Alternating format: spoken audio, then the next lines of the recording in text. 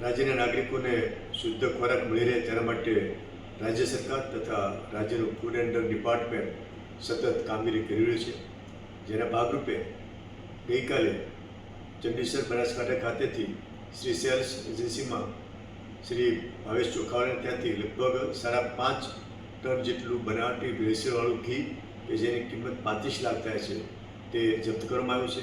ત્યાંથી 2 ઘીના નમૂનાને ટેસ્ટિંગ માટે મોકલવામાં આવેલા છે. આ જ વ્યક્તિ ગયા મહિનામાં શ્રાવણ માસમાં એની જે ફેક્ટરી છે જ્યાં ફૂડનું લાયસન્સ છે ત્યાં અમારી ટીમે દરોડો પાડ્યો હતો. ત્યારે ત્યાં પામ ઓઇલના ખાલી ડબ્બા તથા લગભગ 700 કિલોગ્રામ જેટલું 3.5 લાખનું ભેળસેળિયું ઘી મળ્યું હતું.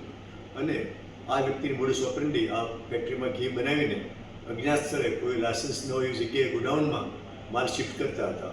અમારી ટીમના વોચમાં હતા અને ગઈકાલે અર્લી મોર્નિંગમાં દરોડો પાડીને આ મોટો જથ્થો ત્યાંથી પકડ્યો છે.